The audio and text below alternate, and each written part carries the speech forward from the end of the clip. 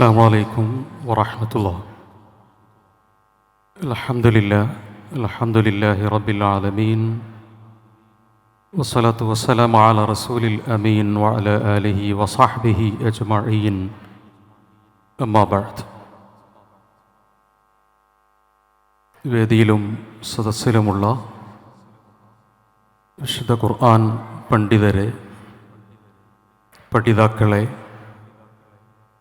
സഹോദരങ്ങളെ, സഹോദരിമാരെ, APSLM holy Quran അവാർഡിനോടനുബന്ധിച്ച ഖുർആൻ സമ്മേളനത്തിലെ 4ാമത്തെ വിഷയമാണ് ഞാൻ അവതരിപ്പിക്കേണ്ടത്. വിശുദ്ധ ഖുർആനിൻ്റെ വസന്തം വിശ്വമണ്ഡലങ്ങളിലും പ്രസരണം ചെയ്യുക എന്ന നിലയ്ക്ക് തൻ്റെ ജീവിത ദൗത്യത്തെ ചരിത്രപരമായി അടയാളപ്പെടുത്തുന്ന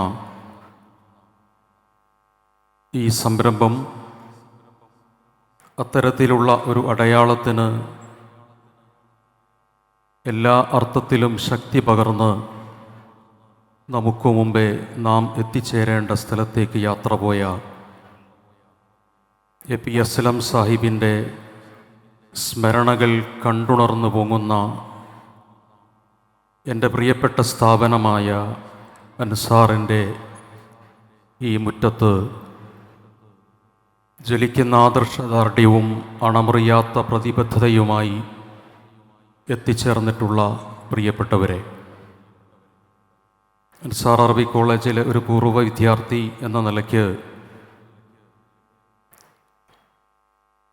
ഈയൊരു സമ്മേളനത്തിൽ സംബന്ധിക്കുമ്പോൾ അതിയായ സന്തോഷമുണ്ട്. അൽഹംദുലില്ലാ. വിശുദ്ധ ഖുർആൻ ശാസ്ത്രം എന്ന ഈ മേഖല സവിസ്തരമായി പറയേണ്ടതാണ്, സമയം അനുവദിക്കുന്നില്ല. അതിൻ്റെ രത്നച്ചുരുക്കം മാത്രം അവതരിപ്പിച്ച് അവസാനിപ്പിക്കാം. അള്ളാഹു അനുഗ്രഹിക്കട്ടെ. ഖുർആൻ ശാസ്ത്രം എന്ന വിഷയത്തിൽ നമുക്ക് മുമ്പിൽ പൊതുവിൽ 3 വീക്ഷണമാണ് കാണാറുള്ളത്. ഒന്ന്, ആര് എന്ത് ശാസ്ത്രമായി പറഞ്ഞാലും അത് ഖുർആനിലുണ്ട് എന്ന് പറയുക. 1400 ചില്ലാനത്തോളം വർഷങ്ങൾക്ക് മുമ്പേ ഖുർആൻ പറഞ്ഞതാണ് എന്ന് ഇപ്പോൾ നമ്മൾ പറയാറുണ്ട്. രണ്ടാമത്തെ ഭാഗം, എല്ലാ ശാസ്ത്രവും ഖുർആനിലുണ്ട്, ഒന്നും വിട്ടുപോയിട്ടില്ല എന്ന് പറയലാണ്. മൂന്നാമത്തേത്, ശാസ്ത്രം എന്നത് വിശുദ്ധ ഖുർആനിൻ്റെ ഒരു വിഷയമേ അല്ല, എന്നാൽ ഖുർആനിൽ ശാസ്ത്രമുണ്ട് താനും. ഇതിലെ മൂന്നാമത്തെ വീക്ഷണമാണ് ഫലപ്രദവും സ്വീകാര്യവുമായിട്ടുള്ളത്. അഥവാ ഖുർആൻ ഒരു ശാസ്ത്രഗ്രന്ഥമല്ല. ഖുർആനിൽ രാഷ്ട്രീയമുണ്ട്, സാമൂഹിക മേഖലയുണ്ട്, ആരാധനയുണ്ട്, അനുഷ്ഠാനമുണ്ട്. എന്നതുപോലെ ഖുർആനിൽ ശാസ്ത്രവും ഉണ്ട്. ഖുർആനിൻ്റെ ആശയങ്ങളും അഭിപ്രായങ്ങളും ശാസ്ത്രീയമാണ്. വഹ്കിമത്ത് ആയാതു എന്ന വിശുദ്ധ ഖുർആനിൻ്റെ വചനത്തെ ജ്ഞാനഭദ്രതയുള്ളത് എന്ന നിലയ്ക്ക് ശാസ്ത്രീയം, സയൻറ്റിഫിക് എന്ന് ഖുർആനിക പണ്ഡിതന്മാർ രേഖപ്പെടുത്തിയത് കാണാൻ കഴിയും. ഖുർആനിൽ ശാസ്ത്രമുണ്ട് എന്നിടത്താണ് ശരിയായ വീക്ഷണം. സയൻസ് എന്ന് പറയുന്നത് എക്സ്പെരിമെൻറ്റുകളുടെ, പരീക്ഷണങ്ങളുടെ അടിസ്ഥാനത്തിലുള്ള നാം ജീവിക്കുന്ന ഭൗതിക ലോകവുമായി ബന്ധപ്പെട്ട പഠനമാണ്. ഫിസിക്കൽ വേൾഡിൽ സംഭവിക്കുന്ന പഠനമാണ്. എന്നാൽ രണ്ടാമത്തെ വിശുദ്ധ ഖുർആൻ എന്ന് പറയുന്നത് അത് ബിയോണ്ട് ദ ഫിസിക്കൽ പെർസെപ്ഷൻ ആണ്. അവിടെ എക്സ്പെരിമെൻറ്റുകളല്ല, പരീക്ഷണങ്ങളല്ല, മറിച്ച് abstract thought rather than experiment എന്നതാണ്. സൗണ്ടിനെന്തോ പ്രശ്നമുണ്ട്. ഏതായിരുന്നാലും ഒന്ന് നാം ജീവിക്കുന്ന ലോകവുമായി ബന്ധപ്പെട്ടതാണെങ്കിൽ മെറ്റാഫിസിക്കൽ എന്ന് പറയാവുന്ന അല്ലെങ്കിൽ ഭൗതിക ലോകത്തിനപ്പുറത്ത് വസ്തുതാപരമായി സമർത്ഥിക്കുന്നതാണ് വിശുദ്ധ ഖുർആനിൻ്റെ വചനങ്ങൾ എന്നത്. ഖുർആനിൻ്റെ അവതരണ ലക്ഷ്യം എന്ന് പറയുന്നത് ശാസ്ത്രപാഠങ്ങൾ പഠിപ്പിക്കലല്ല, മറിച്ച് അത് മാനവതയുടെ സന്മാർഗമാണ്, മാർഗദർശനമാണ്. ആ സന്മാർഗത്തിൻ്റെയും സത്യാസത്യ വിവേചനങ്ങളുടെയും വിശദീകരണമാണ് യഥാർത്ഥത്തിൽ ഖുർആൻ നിർവഹിക്കുന്നത്. ഖുർആനിൻ്റെ അവതരണ ലക്ഷ്യം ഇതാണ്. വിശുദ്ധ ഖുർആൻ ഒന്നുകൂടി അത് വിശദീകരിക്കുന്നുണ്ട്. അലിഫ് ലാം മീം കിതാബുൻ അൻസൽനാഹു ഇലൈക ലിതുഖ്രിജൻ നാസ് മിനൽ ളുലൂമാതി ഇലൻ നൂർ. മനുഷ്യനെ ബാധിക്കുന്ന, മാനവകുലത്തെ ബാധിക്കുന്ന ഏതർത്ഥത്തിലുള്ള, ഇൻ ഓൾ റെസ്പെക്റ്റ്, ഇരുട്ടുകളിൽ നിന്നും ഏകമായ സത്യപ്രകാശത്തിലേക്ക് വഴി നടത്തുക എന്നതാണ് വിശുദ്ധ ഖുർആനിൻ്റെ ഏറ്റവും പ്രധാനപ്പെട്ട അവതരണ ലക്ഷ്യം.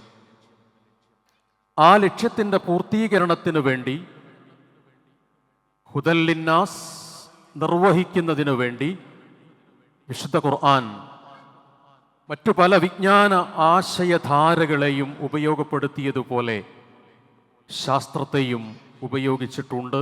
അല്ലെങ്കിൽ ഇന്നു നാം ശാസ്ത്രം എന്ന് പറയുന്നതിനെ വിശുദ്ധ ഖുർആൻ പ്രതിപാദിക്കുന്നുണ്ട്. ഖുർആനിൻ്റെ മൗലികത എന്ന് പറയുന്നത് വളരെ കൃത്യമായി നാം ഗ്രഹിക്കേണ്ട ഒന്നാണ്. സൂറ ഫുസ്സിലത്തിലെ 42-ാമത്തെ വചനത്തിലൂടെ അള്ളാഹു ആ കാര്യം വിശദീകരിക്കുന്നു. لا يأتيه الباطل من بين يديه ولا من خلفه تنزيل من حكيم حميد. വിശുദ്ധ ഖുർആനിൽ സൂക്ഷ്മാർത്ഥത്തിൽ പോലുമുള്ള തെറ്റുകൾ സംഭവിക്കുന്നില്ല. കാരണം അത് നിഗമനങ്ങളിലൂടെ യാഥാർത്ഥ്യത്തിലേക്ക് എത്തിച്ചേരുന്നതല്ല. ശാസ്ത്രമെന്ന് പറയുന്നത് പരീക്ഷണ, നിരീക്ഷണ, നിഗമനങ്ങളിലൂടെ ഒരു വേള യാഥാർത്ഥ്യത്തിലേക്ക് എത്തിച്ചേരുന്നതാണ്. എന്നാൽ വിശുദ്ധ ഖുർആൻ യാഥാർത്ഥ്യമായി അവതരിപ്പിച്ചിട്ടുള്ളതാണ്, യഥായോചിതമായി അവതരിപ്പിച്ചിട്ടുള്ളതാണ്, ഹക്കായിട്ടുള്ളതാണ്. അതിലേക്ക് ഏത് അർത്ഥത്തിലും മുന്നിലും പിന്നിലും കൈവഴികളിലൂടെയൊന്നും അതിലേക്ക് തെറ്റുകൾ കടന്നു വരുന്നില്ല. നമുക്കൊക്കെ പരിചയമുള്ള വിശുദ്ധ ഖുർആനിലെ സൂറ ബഖറയിലെ 2-ാമത്തെ വചനത്തിൽ ഖുർആൻ പ്രതിപാദിക്കുന്നത് അതിൻ്റെ മൗലികമായ ആശയത്തെയാണ്. ദലികൽ കിതാബ് ലാ റൈബ ഫീ. സംശയം എന്നതിന് നമുക്കൊക്കെ അറിയാം, ഷക്ക് എന്ന പദമാണ് പൊതുവിൽ ഉപയോഗിക്കുക. ലാ ശക്ക ഫീ, ഒരു സംശയവുമില്ല. പക്ഷെ ഇവിടെ ഖുർആൻ ഉപയോഗിക്കുന്നത് ദാലികൽ കിതാബു ലാ ശക്ക ഫീഹി എന്നല്ല, ലാ റൈബ ഫീഹി എന്നാണ്. അതിസൂക്ഷ്മമായ അളവിൽ സംശയത്തിൻ്റെ ഇന്ദ്രിയ ബിന്ദു പോലും ഇല്ലാത്ത ഒന്നിനെയാണ് വിശുദ്ധ ഖുർആൻ ഇവിടെ റൈബ് എന്നുപയോഗിച്ചത്. സൂക്ഷ്മതലങ്ങളുടെ അതിസൂക്ഷ്മ സമഗ്രതയാണ് യഥാർത്ഥത്തിൽ വിശുദ്ധ ഖുർആൻ പ്രതിപാദിക്കുന്നത് എന്നത് മനസ്സിലാക്കാൻ കഴിയുന്നതാണ്. لا يأتيه الباطل من بين يديه ولا من خلفه تنزيل من حكيم حميد.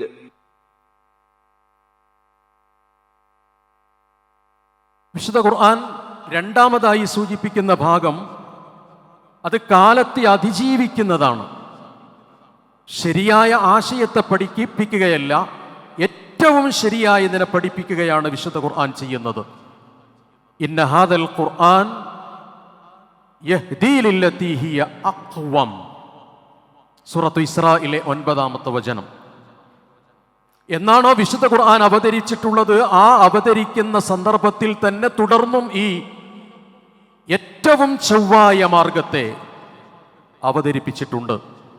ശാസ്ത്രം ശരിയിൽ നിന്ന് തെറ്റിലേക്കുള്ള വീണ്ടും തിരുത്തി വികസിപ്പിച്ച് പിൻവലിച്ച് യാഥാർത്ഥ്യത്തിലേക്കുള്ള യാത്രയാണ്. ശാസ്ത്രം ആത്യന്തികവും മൗലികവുമായ സത്യത്തെ പ്രതിനിധീകരിക്കുന്നുണ്ടെങ്കിലും ശാസ്ത്രത്തിന് തെറ്റുപറ്റാറുണ്ട് എന്നതാണ് ചരിത്രം നമ്മെ ബോധ്യപ്പെടുത്തുന്നത്. സൗരയൂഥത്തിന്റെ കേന്ദ്രം ഏത് എന്ന ചോദ്യത്തിന്റെ ഉത്തരം അത് സൂര്യനാണ്, അത് ഭൂമിയാണ് എന്ന അഭിപ്രായം ശാസ്ത്രത്തിനുണ്ടായിരുന്നു. ടോളമി ഭൂമിയാണ് എന്ന് പറയുന്നുണ്ട് എങ്കിൽ കോപ്പർനിക്കസ് സൂര്യനാണ് എന്ന് പറഞ്ഞിട്ടുണ്ട്. ഒരു വേള ലോക ചരിത്രത്തിൽ, ശാസ്ത്ര ചരിത്രത്തിൽ ഏറ്റവും ദാരുണമായി വധിക്കപ്പെട്ടവരും ചുട്ടുകരിക്കപ്പെട്ടവരും ഉണ്ട് എന്ന് കാണാം. അതിൻ്റെ പ്രധാനപ്പെട്ട ഒരു കാരണം അവർ ഉന്നയിച്ചിട്ടുള്ള വേദഗ്രന്ഥത്തിലെ ഒന്നുകിൽ ബിബ്ലിക്കൽ പാർട്ടിൽ വരുന്നതോ അതല്ലെങ്കിൽ സെമിറ്റിക് മതങ്ങളുടെ ഭാഗമായി രേഖപ്പെട്ട് കിടക്കുന്നതോ ആയിട്ടുള്ള വേദഗ്രന്ഥത്തിന്റെ പരാമർശ വിരുദ്ധമായ ഭാഗങ്ങൾ ടോളമിയെ പോലെയുള്ള, കോപ്പർനിക്കസിനെ പോലെയുള്ള, ഗലീലിയോയെ പോലെയുള്ള, ബ്രൂണയെ പോലെയുള്ള ആളുകൾ പറഞ്ഞു എന്നതുകൊണ്ട് അവർ നേരിടേണ്ടി വന്നത് ഏറ്റവും വലിയ ദുരന്തങ്ങളായിരുന്നു. ചുട്ടുകൊല്ലുകയോ നാടുകടത്തുകയോ ഉപദ്രവിക്കുകയോ ചെയ്തിട്ടുണ്ട് എന്നത് ചരിത്രത്തിൽ നമുക്ക് കാണാൻ കഴിയും. കാരണം പറഞ്ഞത് വീണ്ടും തിരുത്തേണ്ടി വന്നിട്ടുണ്ട് എന്നതുകൊണ്ടാണ്.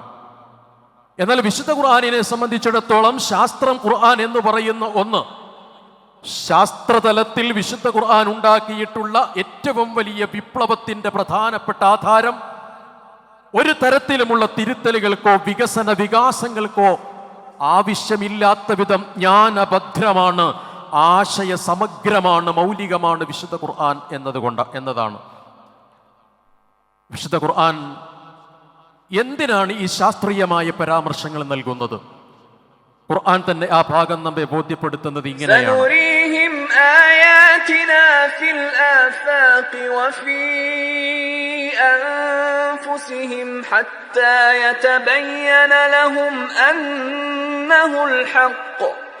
أولم يكف بربك أنه على كل شيء شهيد.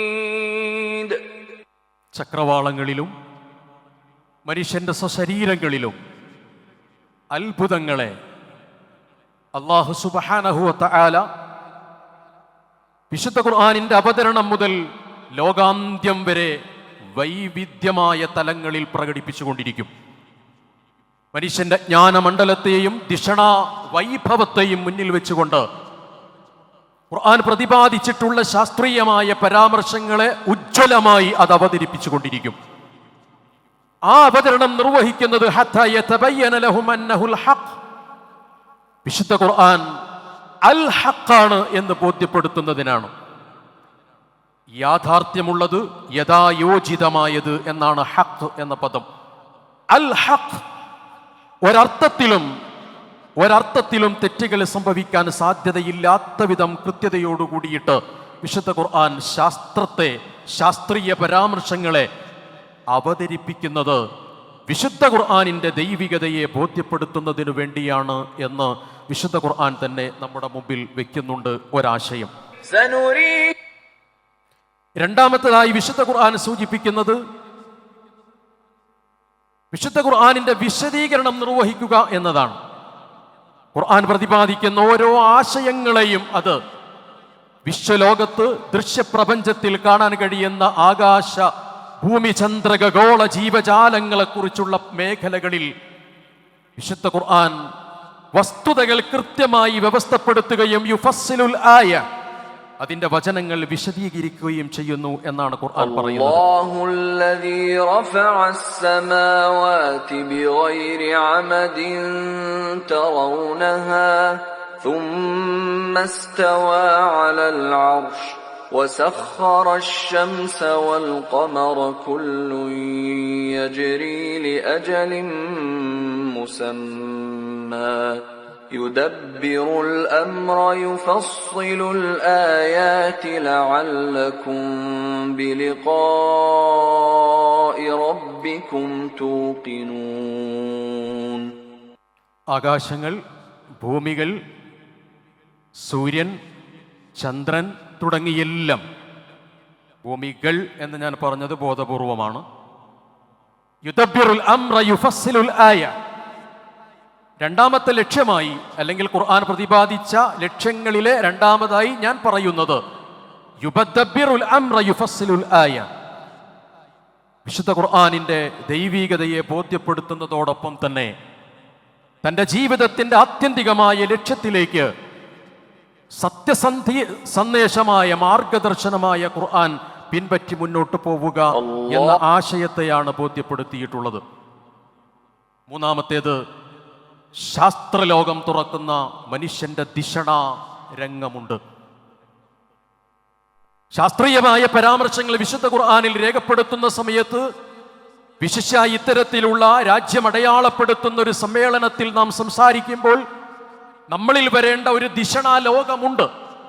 ആ ദിഷണാ ലോകത്തേക്ക് മനുഷ്യന്റെ ചിന്തയെ കൂട്ടുപിടിക്കുക, കവാടം തുറന്നിടുക എന്നത് ഏറ്റവും പ്രധാനപ്പെട്ട ഒരു ലക്ഷ്യമാണ്. ഖുർആൻ പറയുന്നു, വലില്ലാഹി മുൽക്കുസ് സമാവാതി വൽ അർദ് വല്ലാഹു അലാ കുല്ലി ഷൈഇൻ ഖദീർ.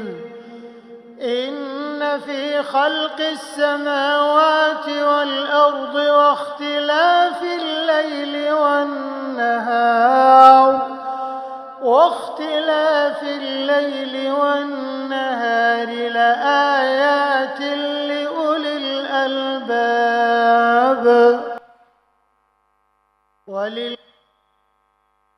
വിശുദ്ധ ഖുർആൻ ഇന്ന ഫീ ഖൽഖിസ് സമാവാത് എന്ന് തുടങ്ങുന്ന നമുക്ക് പരിചയമുള്ള ഈ വചനത്തിലൂടെ രേഖപ്പെടുത്തിയൊരു ഭാഗമാണിത്. ലആയ, അതിൽ ദൃഷ്ടാന്തമുണ്ട്. ആർക്കാണ്? ലിഉലിൽ അൽബാബ്, ചിന്തിക്കുന്ന ആളുകൾക്കാണ്. മനുഷ്യൻ എന്നതിൻ്റെ ഏറ്റവും വലിയ സവിശേഷത അവന് ചിന്തിക്കുക എന്നതാണ്.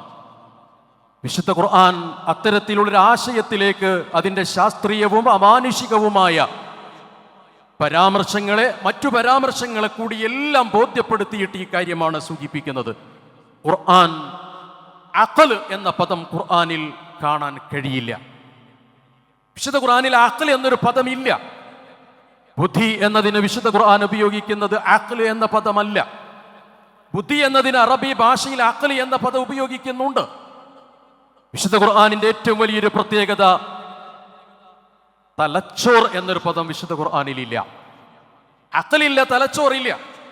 എന്നാൽ അഖലിൽ നിന്ന് രൂപപ്പെടുന്ന ക്രിയാപദങ്ങൾ മാത്രമാണ് വിശുദ്ധ ഖുർആൻ സൂചിപ്പിക്കുന്നത്. 49 തവണയാണ്. അൽബാബ് എന്ന ഖുർആൻ ശാസ്ത്രത്തിന് മുന്നിൽ നടക്കുമ്പോൾ, ശാസ്ത്രത്തെ കൈപിടിച്ച് വിശുദ്ധ ഖുർആൻ കൊണ്ടുപോകുമ്പോൾ ലഭ്യമാകുന്ന ഏറ്റവും പ്രധാനപ്പെട്ട വിപ്ലവകരമായ ഒരു ആശയത്തെയാണ് വിശുദ്ധ ഖുർആൻ ഇവിടെ പ്രതിനിധീകരിക്കുന്നത്. അഥവാ ഖുർആനിൽ ഉപയോഗിക്കുന്ന ചിന്ത മേഖലകളിലുള്ള എല്ലാ പദങ്ങളും ക്രിയാപദങ്ങളാണ്. ആ ക്രിയാപദങ്ങളുടെ പ്രത്യേകതയോ അത് ഭാവിയും വർത്തമാനവുമാണ്.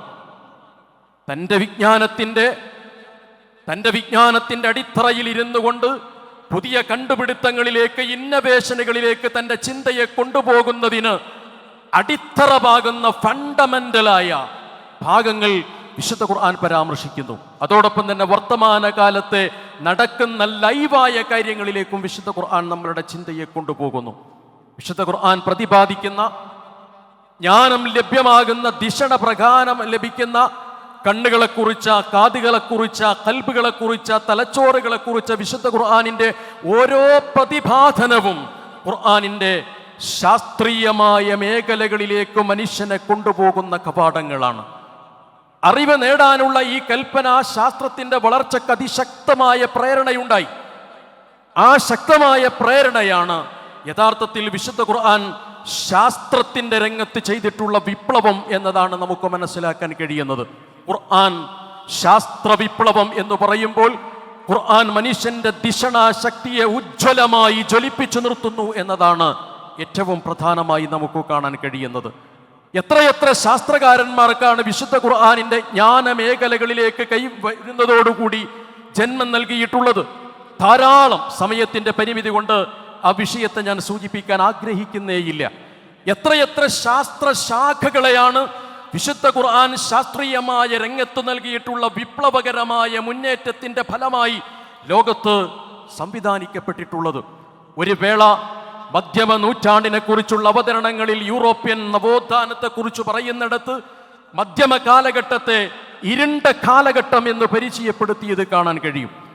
യഥാർത്ഥത്തിൽ യൂറോപ്യൻ നവോത്ഥാനം കടന്നു വരുന്ന മധ്യകാലഘട്ടത്തിന്റെ ഭാഗങ്ങളിൽ ഇരുട്ട് പരന്നിട്ടുണ്ട് എങ്കിൽ ഒരു കാരണവശാലും ഇസ്ലാമികമോ മുസ്ലിം ജനസമൂഹമോ ശാസ്ത്രകാരന്മാരോ നിലനിൽക്കുന്ന ഒരു കാലഘട്ടത്തിൽ ഇരുട്ടിന്റെ യാതൊരു ലാഞ്ചനയും ഉണ്ടായിരുന്നില്ലെന്ന് മാത്രമല്ല, വിജ്ഞാനത്തിന്റെയും ദിഷണയുടെയും ഏറ്റവും ശക്തമായ പ്രഭാമണ്ഡലങ്ങളെ കാത്തുസൂക്ഷിക്കാൻ അന്ന് ഇസ്ലാമിക മുസ്ലിം ലോകത്തിനും ഭരണാധികാരികൾക്കും സാധ്യമായിട്ടുണ്ട് എന്ന് മനസ്സിലാക്കാൻ കഴിയും. വിശുദ്ധ ഖുർആൻ വിശദീകരിക്കുന്ന അസ്ട്രോണമി ആയിരുന്നാലും ജോഗ്രഫി ആയിരുന്നാലും എംബ്രിയോളജി ആയിരുന്നാലും വിശുദ്ധ ഖുർആനിൽ കാണാൻ സാധിക്കുന്ന പക്ഷിശാസ്ത്രത്തെക്കുറിച്ചോ കോസ്മോളജിയെക്കുറിച്ചോ ഫിസിയോളജിയെക്കുറിച്ചോ അതേപോലെ തന്നെ ഓഷ്യാനോഗ്രാഫിയെക്കുറിച്ചോ ഏതു തലങ്ങൾ നിങ്ങൾ എടുത്ത് പരിശോധിച്ചു നോക്കൂ, അവിടങ്ങളിലൊക്കെയും ശക്തമായ വിളക്ക് പ്രകാശം കൈവരുത്തുകയായിരുന്നു വിശുദ്ധ ഖുർആനിന്റെ പഠനത്തിലൂടെ നിർവഹിച്ചിട്ടുള്ളത് എന്ന് നമുക്ക് കാണാൻ സാധിക്കുന്നതാണ്. സോക്രട്ടീസിന്റെയും പ്ലാറ്റോയുടെയും അരിസ്റ്റോട്ടിലിന്റെയും അതേപോലെ തന്നെ തത്വചിന്തകന്മാരായ ഹിപ്പോക്രാറ്റസിന്റെയും ഹെറഡോട്ടസിന്റെയും ഒക്കെ കാലത്ത് ഗ്രീസ് എന്ന് പറയുന്നത് വൈജ്ഞാനിക രംഗത്ത് ഏറ്റവും കൂടുതൽ ഉയർന്നു നിൽക്കുന്ന വൈജ്ഞാനിക പ്രഭാവമുള്ളൊരു കാലമാണ്. എന്നാൽ ഈ വൈജ്ഞാനിക പ്രഭാവമുള്ളൊരു കാലഘട്ടം, ആ കാലഘട്ടത്തിനു ശേഷം പിന്നീട് ദീർഘമായി ശാസ്ത്രത്തെ തൻ്റെ കയ്യിലെടുത്തമ്മാനമാടിയിരുന്നത് ആരാണ് എന്ന ചോദ്യത്തിന്റെ ഉത്തരം ബാഗ്ദാദിന്റെയും കൊർഡോവയുടെയും സമർഖന്ദിന്റെയും ഇസ്തംബൂളിന്റെയും പട്ടണങ്ങളിൽ നിർവഹിക്കപ്പെട്ടിട്ടുള്ള ഒബ്സർവേറ്ററികളിലൂടെ ആസ്ട്രോലാബുകളിലൂടെയായിരുന്നു എന്നത് ചരിത്രത്തിൽ രേഖപ്പെട്ട് കിടക്കുന്ന ഒരു കാര്യമാണ്. അഥവാ യൂറോപ്യൻ സമൂഹത്തിന്റെ മുമ്പിൽ ഡാർക്ക് ഏജായി പരിചയപ്പെടുത്തുന്ന മധ്യമ കാലഘട്ടത്തിൽ ശാസ്ത്രം വളർത്തിയെടുത്തതല്ല, ഖുർആൻ വളർത്തിയെടുത്തിട്ടുള്ള വിജ്ഞാനത്തിന്റെയും ദിഷണയുടെയും അതിശക്തമായ അടിത്തറയിൽ ഇരുന്നു കൊണ്ട് ശാസ്ത്രത്തിന് വലിയ സംഭാവനകൾ നൽകുന്ന വിപ്ലവ സൂര്യന്മാരായി ജ്ഞാനഭദ്രതയുള്ള വിജ്ഞാനത്തിന്റെ ആശയം എടുത്തുകൊണ്ട് കടന്നുപോയിട്ടുള്ള വലിയ വലിയ മനുഷ്യന്മാരെയും ശാസ്ത്രകാരന്മാരെയും നമുക്ക് കാണാൻ കഴിയും. പിന്നീടുള്ള പഠനങ്ങളിലാണ് why the middle age are called the dark age എന്ന് വരുന്നത്. യൂറോപ്പിലേക്ക് നീട്ടിവരക്കപ്പെട്ടിട്ടുള്ള ജ്ഞാനോദയ സംവിധാനങ്ങളെ കുറിച്ച് പഠിക്കുമ്പോഴോ യൂറോപ്യനെ കുറിച്ചുള്ള വൈജ്ഞാനിക തലങ്ങളെ കുറിച്ച് പഠിക്കുമ്പോഴോ മാത്രമേ നമുക്ക് ഇരുണ്ട യുഗം എന്ന് പരിചയപ്പെടുത്താൻ സാധിക്കുകയുള്ളൂ. എന്നാൽ ഇസ്ലാമിന്റെ മധ്യമ നൂറ്റാണ്ടിനെ, മുസ്ലിങ്ങളുടെ മധ്യമ നൂറ്റാണ്ടിനെ കുറിച്ച് പഠിക്കുന്ന സമയത്ത് ശക്തമായ ശാസ്ത്ര വളർച്ച ഉണ്ടായിരുന്നു എന്ന് കാണാൻ കഴിയും. ഗോൾഡൻ ഏജ്, ഇസ്ലാമിന്റെ ഗോൾഡൻ ഏജിനെ സംബന്ധിച്ചുള്ള റിച്ചാർഡ് ഡബ്ല്യു ബുള്ളറ്റിന്റെ പുസ്തകം വായിക്കുന്ന ആളുകൾക്ക് ഈ വിഷയം വളരെ കൃത്യമായി നമുക്ക് മനസ്സിലാക്കാൻ കഴിയുന്നതാണ്. അതേപോലെ തന്നെ സമയമില്ലാത്തത് കൊണ്ട് ചുരുക്കുകയാണ്. മധ്യനൂറ്റാണ്ടുകളിലെ ശാസ്ത്ര പ്രതിഭകൾ എന്ന പേരിൽ കവാടം ബുക്സ് പ്രസിദ്ധീകരിച്ചിട്ടുള്ള പുസ്തകം ഇതാണ്. ആ പുസ്തകം, ഈ പുസ്തകത്തിന്റെ 1-ാം പതിപ്പിൽ ഏറ്റവും ശക്തമായി വൈജ്ഞാനിക രംഗത്ത് ശാസ്ത്രീയ രംഗത്ത് സംഭാവന അർപ്പിച്ചിട്ടുള്ള മുസ്ലിങ്ങളും മുസ്ലിം പേരിൽ അറിയപ്പെട്ടവരും ഇസ്ലാമികവും അതേപോലെ തന്നെ മുസ്ലിം ഭരണാധികാരികളുടെ കീഴിലുമുണ്ടായിരുന്ന 47ഓളം വരുന്ന വിശ്വപ്രതിഭകളെ കുറിച്ചുള്ള ചരിത്രാന്വേഷണമാണ് നിർവഹിച്ചിട്ടുള്ളത്. ഇത് ഇത്തരത്തിലൊരു സമ്മേളനത്തിൽ നമുക്ക് പാഠമാകേണ്ടതാണ്. ശാസ്ത്രീയമായ പരാമർശങ്ങളിലെ ഓരോ രംഗങ്ങളിലും വിശുദ്ധ ഖുർആൻ ഇന്നത് പറഞ്ഞിട്ടുണ്ട് എന്ന് പറയുകയാണ് ഖുർആൻ ശാസ്ത്രം എന്ന് പറയുന്ന വിഷയത്തിന്റെ അവതരണത്തിൽ സ്വാഭാവികമായും സംഭവിക്കാൻ സാധ്യതയുള്ളത്. പക്ഷേ എനിക്ക് നൽകിയിട്ടുള്ള വിഷയം ഖുർആൻ ശാസ്ത്രം, ഈ രംഗങ്ങളിൽ ഖുർആൻ നിർവഹിച്ചിട്ടുള്ള വിപ്ലവം എന്നതാണ്. ആ വിപ്ലവം തുടർന്നുള്ള കാലഘട്ടത്തിൽ പാഠമാകണമെങ്കിൽ തീർച്ചയായും ഈ ഒരു തലത്തെക്കുറിച്ച് കൂടി നമ്മൾ പ്രതിപാദിക്കേണ്ടതുണ്ട്. അൽ ഹാവി ഫി തിബ് എന്ന ഇമാം റാസിയുടെ പുസ്തകത്തിൽ വളരെ കൃത്യമായി വൈദ്യശാസ്ത്രത്തെക്കുറിച്ചുള്ള രേഖകൾ ആധുനിക കാലഘട്ടത്തിൽ വൈദ്യശാസ്ത്ര രംഗത്ത് പരിചയപ്പെടുത്തുന്ന വിവിധ ഭാഗങ്ങളിൽ രേഖപ്പെട്ട് കിടക്കുന്നുണ്ട് എന്ന് കാണാൻ കഴിയും. നമുക്കൊക്കെ പരിചയമുള്ള ദ കാനോൺ ഓഫ് മെഡിസിൻ എന്ന് പറയുന്ന ഖാനൂൻ ഫി തിബ്, അവിസന്ന, ഇബ്നു സീന മുസ്ലിം പക്ഷത്തു നിന്നാണ് ഈ കാര്യങ്ങൾ നൽകിയിട്ടുള്ളത് എന്ന് കാണാൻ കഴിയും. അതേപോലെ തന്നെ ഫാദർ ഓഫ് കെമിസ്ട്രി എന്ന് പറയുന്ന കെമിസ്ട്രിയുടെ പിതാവായി അറിയപ്പെടുന്ന ജാബിർ ഇബ്നു ഹയ്യാനെ കുറിച്ചുള്ള പഠനങ്ങളിൽ, അതേപോലെ തന്നെ ഫാദർ ഓഫ് മോഡേൺ ഓപ്റ്റിക്സിന്റെ ഇബ്നു ഹൈത്തമിനെ കുറിച്ചുള്ള അദ്ദേഹത്തിന്റെ ഓപ്റ്റിക്സിനെ കുറിച്ച്, പ്രകാശത്തെ കുറിച്ചുള്ള പഠനങ്ങളിൽ എല്ലാം നിർവഹിക്കപ്പെട്ടത് കേവലം ഏതെങ്കിലും ഒരു പാറമടകളിൽ പോയി ഇരുന്നു കൊണ്ട് ധ്യാനം നടത്തി കൈവഴുതിയിലാക്കിയിട്ടുള്ള വിജ്ഞാനത്തിന്റെയോ ധിഷണയുടെയോ മേഖലകളായിരുന്നില്ല. മറിച്ച് വിശുദ്ധ ഖുർആൻ അവരിലേക്ക് നൽകിയിട്ടുള്ള ഉജ്ജ്വലമായിട്ടുള്ള ശാസ്ത്രീയമായ അന്വേഷണങ്ങളിലൂടെ പോകുമ്പോഴാണ് ലോകം കാതോർത്തിരുന്ന ഇന്നും അവലംബിക്കുന്ന ശാസ്ത്രീയമായ രംഗങ്ങളിലേക്ക് അവർക്ക് നടന്നു നീങ്ങാൻ കഴിഞ്ഞിട്ടുള്ളത് എന്ന് കാണാൻ കഴിയും. ഒറ്റ ഭാഗം പറഞ്ഞുകൊണ്ട് എൻ്റെ സമയത്തിൻ്റെ പരിമിതിയിലിരുന്നു കൊണ്ട് ചില കാര്യങ്ങൾ ഞാൻ അവസാനിപ്പിക്കുകയാണ്. ഭൂമിയുടെ ഗോളാകൃതിയെ സംബന്ധിച്ചുള്ള പഠനങ്ങൾ അതിശക്തമായി നടന്നുകൊണ്ടിരിക്കുന്നുണ്ട്. ഒരു വേള വിശുദ്ധ ഖുർആനിന്റെ പരാമർശങ്ങളിൽ ഭൂമി പരന്നതാണ് എന്ന് പറയുന്നൊരു പരാമർശം നമുക്ക് കാണാൻ സാധിക്കും. ബഹുമാനായ എം എം അക്ബർ സാഹിബ് ഉൾപ്പെടെയുള്ള ആളുകൾ ഈ രംഗത്ത് ചെയ്തിട്ടുള്ള സുത്യർഹമായ സേവനത്തെ വിലമതിക്കുകയും ആ സേവനത്തെ തീർച്ചയായും ഏറ്റവും കൂടുതൽ ഒരു വായനക്കാരൻ എന്ന നിലയ്ക്ക് സ്വീകരിക്കുകയും ചെയ്തുകൊണ്ട് തന്നെ ചില കാര്യങ്ങൾ അല്പം ഭീതിയോടുകൂടി അദ്ദേഹത്തിന്റെ മുമ്പിൽ അവതരിപ്പിക്കട്ടെ. ഗോളാകൃതിയെ സംബന്ധിച്ചുള്ള ചില പരാമർശങ്ങൾ വിശുദ്ധ ഖുർആൻ അവതരിപ്പിക്കുന്നുണ്ട്. പക്ഷേ വിമർശകന്മാർക്ക് ഒരു കാരണവശാലും ഭൂമിയുടെ ഗോളാകൃതിയെക്കുറിച്ച് പരിചയപ്പെടുത്താൻ താല്പര്യമില്ല. ഭൂമി എപ്പോഴും പരന്നതായിരിക്കണമെന്നതാണ് വിമർശകന്മാരുടെ ലക്ഷ്യം. എന്തുകൊണ്ട്? ഭൂമിയെ പരത്തുമ്പോൾ മാത്രമേ അവർക്ക് ഇസ്ലാമിന്റെ വിമർശനത്തെ ഉരുട്ടാൻ കഴിയൂ. ഭൂമിയെ പരത്തുമ്പോൾ മാത്രമേ ഇസ്ലാമിന്റെ വിമർശനത്തെ അവർക്ക് ഉരുട്ടിയെടുക്കാൻ കഴിയൂ. ആ ഉരുട്ടിയെടുക്കുക തന്ത്രമാണ് യഥാർത്ഥത്തിൽ നിർവഹിക്കുന്നത്. പക്ഷേ വിശുദ്ധ ഖുർആൻ നമ്മുടെ മുമ്പിൽ വെക്കുന്ന പ്രധാനപ്പെട്ട ചില സന്ദേശങ്ങളുണ്ട്. അവർ ഭൂമിയിലേക്ക് നോക്കുന്നില്ലേ എന്ന് വിശുദ്ധ ഖുർആൻ ചോദിക്കുമ്പോൾ ഭൂമിക്ക് പുറത്തു നിന്ന് നിരീക്ഷിക്കുമ്പോഴാണ് ഭൂമിയുടെ ഗോളാകൃതിയെ സംബന്ധിച്ച് അനുഭവപ്പെടുന്നത്. നേരെ മറിച്ച് ഭൂമിയിലെ മനുഷ്യന് ആപേക്ഷികമായി ഭൂമി പരന്നതായിട്ടാണ് അനുഭവപ്പെടുക. ആ മേഖലകളിലേക്കല്ല ഞാൻ സൂചിപ്പിക്കുന്നത്. ഈ ഭൂമിയെ സംബന്ധിച്ചുള്ള ഒരൊറ്റ ഉദാഹരണം മാത്രമാണ് ശാസ്ത്രീയമായ രംഗത്ത് വിശുദ്ധ ഖുർആൻ എവിടെ നിൽക്കുന്നു എന്നതിനെ കുറിച്ചുള്ള സൂചന എന്ന നിലയ്ക്ക് പറയാനുള്ളത്. ഇതൊരു പുതിയ കണ്ടെത്തലൊന്നുമല്ല. നേരെ മറിച്ച് BC-യിൽ പൈതഗോറസ് കണ്ടെത്തിയിട്ടുള്ള ഇന്ത്യയിലെ ആര്യഭട്ടയും അതേപോലെ തന്നെ പണ്ഡിതന്മാരും ഒക്കെ പറഞ്ഞിട്ടുള്ളൊരു കാര്യം തന്നെയാണ് ഭൂമിയുടെ ഗോളാകൃതി എന്ന് പറയുന്നത്. വിശുദ്ധ ഖുർആനിൽ ഏതാണ്ട് 461 തവണയാണ് ഭൂമിയെ സംബന്ധിച്ചും ഭൂമിയോടനുബന്ധമായ ജീവിത മേഖലകളെ സംബന്ധിച്ചും വിശുദ്ധ ഖുർആൻ സൂചിപ്പിക്കുന്നത്. ഒരു വേള 1519 മെഗല്ലന്റെ സമുദ്രയാത്രയുമായി ബന്ധപ്പെടുത്തിയിട്ടാണ് ഭൂമിയുടെ ഗോളാകൃതിയെ സംബന്ധിച്ചുള്ള പഠനങ്ങൾ നമ്മളൊക്കെയും കേൾക്കുന്നത്. എന്നാൽ അദ്ദേഹത്തിന്റെ എത്രയോ കാലങ്ങൾക്ക് മുമ്പ് തന്നെ AD 10-11 നൂറ്റാണ്ടിൽ ജീവിച്ചിട്ടുള്ള ഇബ്നു ഹസ്മ അദ്ദേഹത്തിന്റെ ഫസ്ലുൽ ഫീ മലലി വൽ അഹ്വാഇ വൻ നിഹൽ എന്ന് പറയുന്ന ഗ്രന്ഥത്തിൽ വിശുദ്ധ ഖുർആനിന്റെ ആശയത്തെ എടുത്തുകൊണ്ട് വളരെ കൃത്യമായി ഭൂമിയുടെ ഗോളീയമായിട്ടുള്ള ഗോളാകൃതി ബന്ധിതമായിട്ടുള്ള ഭാഗത്തെ രൂപമെന്ന നിലയ്ക്ക് അവതരിപ്പിച്ചത് കാണാൻ സാധിക്കുന്നതാണ്. തഫ്സീറുൽ കബീറിൽ ഇമാം റാസി AD 13 മുതൽ 14 വരെയാണ് അദ്ദേഹത്തിന്റെ കാലഘട്ടം എന്ന് പറയുന്നത്. അതൊരിക്കലും തന്നെ മെഗല്ലൻ ജനിക്കുന്നൊരു കാലമല്ല, അതിനു മുമ്പാണ്. ഇമാം റാസി അദ്ദേഹത്തിന്റെ തഫ്സീറുൽ കബീറിൽ വളരെ കൃത്യമായി ഈ വിഷയത്തെ സംബന്ധിച്ചുള്ള പഠനങ്ങൾ നിർവഹിച്ചതു കാണാൻ കഴിയും. എന്നു മാത്രമല്ല, വളരെ അത്ഭുതകരമായി നമ്മൾ പരിശോധിച്ചു നോക്കുക, ഖിബലയുടെ ദിശ നിർണ്ണയിക്കുന്നതിന് വേണ്ടിയിട്ട് മുസ്ലിം ലോകം അതിശക്തമായി രൂപപ്പെടുത്തിയിട്ടുള്ള ഒരു ശാസ്ത്രശാഖ തന്നെയുണ്ട്. സ്ഫെറിക്കൽ ട്രിഗ്നോമെട്രി എന്ന് പറയുന്ന വളരെ കൃത്യമായ ഒരു ശാസ്ത്രശാഖ, അഥവാ ഗോളീയമായ ത്രികോണമിതി എന്ന് പറയുന്നത്. ഗോളീയമായ ത്രികോണമിതിയുടെ പിതാവെന്ന് പറയുന്നത് മൂസാ ഖുവാറസ്മിയാണ്. മൂസാ ഖുവാറസ്മി മുസ്ലിം പക്ഷത്തു നിൽക്കുന്ന വ്യക്തിയാണ്. അഥവാ വിശുദ്ധ ഖുർആനിന്റെ ശാസ്ത്രീയമായ പരാമർശങ്ങളെ, ഭൂമിയെക്കുറിച്ച, ചന്ദ്രനെക്കുറിച്ച, സൂര്യനെക്കുറിച്ചുള്ള സഞ്ചാര മേഖലകളെക്കുറിച്ച്, ഭൂമിശാസ്ത്രത്തെക്കുറിച്ചുള്ള അന്വേഷണങ്ങളിലൂടെയാണ് ഖുവാറസ്മി ഇത്തരത്തിലുള്ള ഒരു രംഗത്തേക്ക് കടന്നു വരുന്നത്. ഖലീഫ മഅ്മൂന്റെ കാലത്ത് ഭൂമിയുടെ ചുറ്റളവിനെ സംബന്ധിച്ചുള്ള പഠനങ്ങൾ നിർവഹിക്കപ്പെട്ടിട്ടുണ്ട്. ആ പഠനങ്ങൾ തന്നെയാണ് പിന്നീട് ശക്തമായി ലോകം കണ്ടെത്തുകയും തെളിയിക്കുകയും ചെയ്തിട്ടുള്ളത്.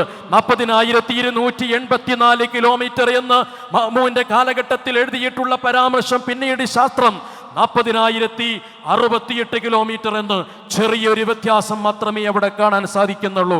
മാത്തമാറ്റിക്കൽ ജിയോഗ്രഫി എന്ന് പറയുന്ന ഗ്രന്ഥത്തിൽ അഡ്വേർഡസ് കെന്നഡി അതിൻ്റെ 185 പേജിൽ ഈ വിഷയത്തെ സംബന്ധിച്ചിടത്തോളം രേഖപ്പെടുത്തിയിട്ടുണ്ട്. ഞാൻ സൂചിപ്പിക്കുന്നത്, ഒരു വേള ഗോളാകൃതിയെ സംബന്ധിച്ചുള്ള പരാമർശമാണ് വിശുദ്ധ ഖുർആനിൽ ഉള്ളത് എന്നത് എന്തുകൊണ്ട് നേർക്കുനേരെ പറയുന്നില്ല എന്ന് പലപ്പോഴും വിമർശിക്കാറുണ്ട്. നാം അവിടെ മനസ്സിലാക്കേണ്ട ഒരു കാര്യം, ഇന്ന് ജീവിക്കുന്ന 2020-കളിലും 2025-ലും ജീവിക്കുന്ന നമ്മെ സംബന്ധിച്ചിടത്തോളം പുതിയ പഠനങ്ങൾ നമ്മുടെ മുമ്പിൽ വെക്കുന്നത് ഈസ് ദ റൗണ്ട് എർത്ത് എന്ന പഠനമാണ്. ഭൂമിയുടെ ആകൃതി ഗോളമാണോ എന്നതിനെ കുറിച്ചുള്ള പഠനങ്ങൾ വരെ നിർവഹിക്കുന്നുണ്ട്. ഗോളാകൃതിയാണ് ഭൂമിക്കുള്ളത് എന്ന് ഒറ്റ വാക്കിൽ മറുപടി പറയുന്നുവെങ്കിൽ, വിശുദ്ധ ഖുർആൻ പരാമർശിക്കുന്നുവെങ്കിൽ, ഒരു വേള ഇപ്പോൾ തന്നെയും രംഗത്ത് വരും, അന്ന് പറഞ്ഞ ഭൂമിയെ സംബന്ധിച്ചുള്ള പരാമർശങ്ങൾ ഇപ്പോൾ തെറ്റിയില്ലേ എന്നൊരു പരാമർശം വരാം. വിശുദ്ധ ഖുർആൻ ഇന്നാകൃതിയാണ് എന്ന് പറയുന്നതിനു പകരം ഗോളാകൃതി ബന്ധമുള്ള ഒരു പരന്ന സ്വഭാവത്തിലേക്കാണ് വിശുദ്ധ ഖുർആനിനെ സംബന്ധിച്ചുള്ള പരാമർശം കടന്നു വരുന്നത്. അവിടെ വിശുദ്ധ ഖുർആനിൽ ഒരു ഭാഗം നിങ്ങൾ പരിശോധിക്കുക, വൽ അർള ബഅദ ദാലിക ദഹാഹാ എന്ന വിശുദ്ധ ഖുർആനിലെ ഒരു വചനമുണ്ട്. വൽ അർള ബഅദ ദാലിക ദഹാഹാ എന്ന് പറയുന്ന വിശുദ്ധ ഖുർആനിലെ ഈ പരാമർശവും യുകവ്വിറുൽ ലൈല അലൻ നഹാർ വയുകവ്വിറുൻ നഹാറ അലൽ ലൈൽ എന്ന വിശുദ്ധ ഖുർആനിന്റെ പരാമർശവും ചേർത്ത് വെച്ച് നമ്മൾ വായിക്കുമ്പോൾ നമുക്ക് കാണാൻ കഴിയുന്നതുണ്ട്. ലിസാനുൽ അറബിൽ ദഹ എന്ന് പറയുന്ന പദം, വിശുദ്ധ ഖുർആൻ ഉപയോഗിച്ച ദഹു എന്ന് പറയുന്ന പദത്തിന്റെ അർത്ഥമായി രേഖപ്പെടുത്തിയിട്ടുള്ളത് ദഹാഹ എന്ന് പറഞ്ഞാൽ ജഅലഹ ഖദ്ദഹിയ എന്നാണ്.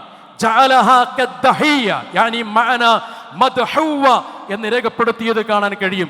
എന്താണ് ദഹ എന്ന് പറയുന്ന പദത്തിന്റെ അർത്ഥം? അൽ ബസ്തു വത്തക്വീർ. അൽ ബസ്തു വത്തക്വീർ എന്നതാണ്. നീട്ടുകയും പരത്തുകയും ചെയ്യുക എന്ന നിലയ്ക്ക്, നീട്ടുകയും പരത്തുകയും ചെയ്യുക എന്ന നിലയ്ക്കും അതേപോലെ തന്നെ ഗോളീയമായിട്ടും രേഖപ്പെടുത്തിയൊരു പദമാണ്. തക്വീർ എന്ന് പറയുന്നത് ഗോള സമാനമായിട്ടുള്ളൊരു കാഴ്ചപ്പാടിനെയാണ് ഭാഷയിൽ ഉപയോഗിക്കുന്നത്. ബസ്തു എന്ന് പറയുന്നത് പരത്തുന്നതുമായി ബന്ധപ്പെടുത്തിയതാണ്. അഥവാ ആപേക്ഷികമായി നമുക്ക് പരന്നതായി തോന്നുമെങ്കിലും ഗോളീയമായ ആകൃതിയിൽ പരത്തപ്പെട്ട വിധാനിക്കപ്പെട്ട ഒരവസ്ഥയിലാണ് വിശുദ്ധ ഖുർആൻ അതിനെക്കുറിച്ചുള്ള പരാമർശം നിർവഹിക്കുന്നത് എന്ന് കാണാൻ സാധിക്കുന്നതാണ്. അതുകൊണ്ട് ഞാൻ അവസാനിപ്പിക്കുന്നു. അതുകൊണ്ട് ഒരൊറ്റ ഭാഗം മാത്രമാണ് സൂചിപ്പിക്കാനുള്ളത്. വിശുദ്ധ ഖുർആനിന്റെ ഓരോ പരാമർശങ്ങളിലും ഓരോ ബിന്ദുക്കളിലും ഒഴിഞ്ഞുകിടക്കുന്ന അതിശക്തമായ വിജ്ഞാനത്തിന്റെയും ശാസ്ത്രത്തിന്റെയും രംഗങ്ങളിലേക്ക് നമുക്ക് പോകാൻ സാധിക്കണം. അങ്ങനെയുള്ളൊരു യാഥാർത്ഥ്യത്തിലേക്ക് നമ്മൾ കടന്നു വരുമ്പോൾ മാത്രമാണ് യഥാർത്ഥത്തിൽ ഈ ഒരു സമ്മേളനത്തിന്റെ ഫലം നമുക്ക് ലഭിക്കാൻ കഴിയുന്നത്. ഞാൻ ഒരു പിതാവിൻ്റെ മകനാണ്, നമുക്ക് മക്കളുണ്ട്. ആ മക്കളെ നമ്മുടെ പ്രപിതാക്കന്മാരായ ആളുകൾ വിശുദ്ധ ഖുർആനിന്റെ രംഗങ്ങളിലേക്ക് കൊണ്ടുവന്നതുപോലെ തന്നെ വിശുദ്ധ ഖുർആനിനെ പഠിക്കാനും അതിൻ്റെ ശാസ്ത്രീയതയും അതിൻ്റെ അജയ്യതയും ലോകത്തേക്ക് ബോധ്യപ്പെടുത്തി ദൃഢബോധ്യത്തോടുകൂടി വിശുദ്ധ ഖുർആനിന്റെ സന്ദേശങ്ങളെ പ്രസരിപ്പിക്കാൻ, പ്രബോധനം ചെയ്യാൻ ഇത്തരത്തിലുള്ള സമ്മേളനങ്ങൾ നമുക്ക് പ്രേരണയേകേണ്ടതുണ്ട്. വിശുദ്ധ ഖുർആൻ സൂചിപ്പിച്ചിട്ടുള്ള പ്രസ്തുത വചനം അതാണ് നമ്മെ ഉണർത്തുന്നത്. അല ബസീറ, ഏറ്റവും നല്ല ദൃഢബോധ്യത്തോടു കൂടിയിട്ടായിരിക്കണം ഖുർആനിക ആശയത്തെ സമൂഹത്തിലേക്ക് നയിക്കാൻ കഴിയേണ്ടത്. അതുകൊണ്ട് ശാസ്ത്രം ഖുർആൻ എന്ന് പറയുന്ന ഈ വിഷയം അവതരിപ്പിക്കുന്ന സമയത്ത് കൂടുതൽ അന്വേഷണങ്ങളിലൂടെ കൂടുതൽ ശാസ്ത്രീയ പരാമർശങ്ങൾ കണ്ടെത്തുകയും വിശുദ്ധ ഖുർആനിന്റെ അജയ്യതയെ ബോധ്യപ്പെടുത്തുകയും ചെയ്യാൻ അള്ളാഹു നമുക്ക് ഏവർക്കും തൗഫീഖ് നൽകുമാറാകട്ടെ. സൂറത്ത് യൂസുഫിലെ 108-ാമത്തെ വചനം നമ്മെ ഏവരുടെയും മനസ്സ് തുറപ്പിക്കേണ്ടതാണ്. അള്ളാഹു നമ്മെ അനുഗ്രഹിക്കുമാറാകട്ടെ. قل هذه سبيلي أدعو إلى الله قل هذه سبيلي أدعو إلى الله على بصيرة أنا ومن اتبعني وسبحان الله وما أنا من المشركين. السلام عليكم ورحمة الله.